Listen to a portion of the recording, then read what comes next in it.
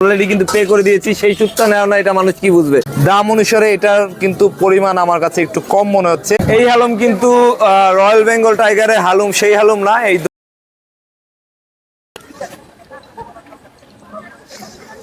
বরিশালের মতো ছোট্ট শহরে তিরিগোড়ানে নদীর পাড়ে ঠান্ডা বাতাসে কিন্তু আসলেই পরিবেশটা খুব চমৎকার, এনজয়েবল এবং আড্ডা দেওয়ার একটা মতো জায়গা। এইরকম চমৎকার পরিবেশে ঠান্ডা বাতাসে কিন্তু ক্ষুধাও লেগে গিয়েছে প্রচুর। এখানে কিন্তু নতুন পুরাতন অনেক ফুডকার্ট আছে। আজকে যে কোনো একটা ফুডকার্টে আমরা খাবো।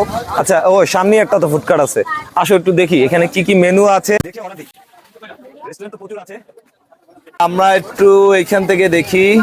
আচ্ছা, একটা সাব স্যান্ডউইচ দিলেন আমাদের কাইন্ডলি, একটা মিট বক্স, দুইটা ফ্রাইড চিকেন এন্ড দুইটা কোল্ড কফি প্লিজ। তো এই দোকানটার নাম একটু বলে দিচ্ছি, এটা হচ্ছে গিয়ে হালুম। এই হালুম কিন্তু রয়্যাল বেঙ্গল টাইগারের হালুম সেই হালুম না, এই দোকানের নাম হচ্ছে হালুম। তো এবং এইটা 30 গোডাউনে ঢুকলে আপনারা দেখতে পাবেন। 30 গোডাউনে কিন্তু আসলে সবসময় প্রচুর মানুষ থাকে। আজকে যদিও হলিডে না, বাট আজকেও কিন্তু প্রচুর মানুষ আছে এবং এখানে কিন্তু প্রচুর মানুষ খাচ্ছে। বিভিন্ন ফুডকার্ট আছে, চা সহ ফাস্ট ফুড এবং মানে ভ্যারাইটিস আইটেমের। তো বরিশালে কিন্তু খুব বেশি ঘোরার জায়গা নেই, এগুলো আমরা জানি, হাতের কাছে হয়। 30 গোডাউনে কিন্তু সবসময় মানুষ যায়। আপনারা কিন্তু 30 গোডাউন ঢুকলেই এই হালুম যে ফুডকার্টটা আছে এটা পেয়ে যাবেন। খুব ছোট্ট একটা ফুডকার্ট, বাট ওনাদের ডেকোরেশনটা কিন্তু খুব চমৎকার। কথাবার্তা আচরণই বোঝা যাচ্ছে যে দে আর এডুকেটেড। তো আমি যদি তাদের বিহেভিয়ারকে রেটিং করি তাহলে আউট অফ 10 এইটাকে আমি 9 দিতে পারি 100%। এখন ফুডের ব্যাপার, ফুড আসলে আমরা খেতে খেতে অনেস্টলি বলবো যে এটা কেমন লাগে। তো মিট বক্সের কথা কিন্তু অনেক শুনেছি, এখানে এক ভাইয়া এই হালুমের মিট বক্স খাচ্ছে, তার থেকে একটু জেনে নিচ্ছি যে কেমন লাগছে। আচ্ছা, আপনার কাছে এই মিট বক্সটা কেমন লেগেছে যদি অনেস্টলি একটু আমাদের বলেন। অসাধারণ, খুবই ভালো হয়েছে। আপনাকে যদি এটাকে রেটিং করতে বলা হয় আউট অফ 10, 10-এর মধ্যে আপনি কত রেটিং করবেন? 9 তো মাস্ট। আমি প্রায় খাই এইখানের মিট বক্স, কারণ হচ্ছে যে 30 গোডাউনে এরাই বেস্ট। যদি রেটিং এর কথা বলেন সেক্ষেত্রে হচ্ছে আমি 7 দেবো আউট অফ 10, কারণ আসলে ভালোর কোনো শেষ নেই। না, আমি প্রতিদিনই মোটামুটি বলতে ম্যাক্সিমাম টাইমে খাওয়া পড়ে, কারণ বরিশালের ভিতরে গোডাউনের এই তাদের ওই দেশের মানটা খুব ভালো এবং টাকা অনুসারে পরিমাণটাও খুব বেশি দেয় তারা। আউট অফ 10 তাহলে আপনি এটাকে কত রেটিং করবেন? বরিশালে অনেক জায়গায় খেয়েছি, সেই হিসাবে তার ওইটি রেটিং দেওয়া যায় 8। তো সাব স্যান্ডউইচ আর চিকেন ফ্রাই দুটো অলরেডি রেডি, এটা কিন্তু সেলফ সার্ভিস, তো আমরা নিজেরাই নিয়ে নিচ্ছি।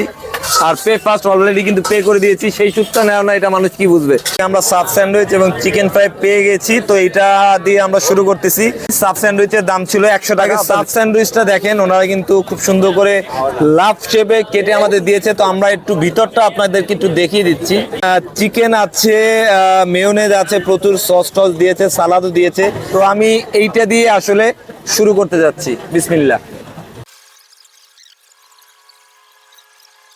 সাব স্যান্ডউইচটা আমরা ট্রাই করলাম, শুধু আমি না, আমার সাথে যিনি ক্যামেরা আছেন উনিও ট্রাই করলো, আমরা দুজনেই ট্রাই করলাম এবং আমাদের দুজনের মতামতই কিন্তু এক।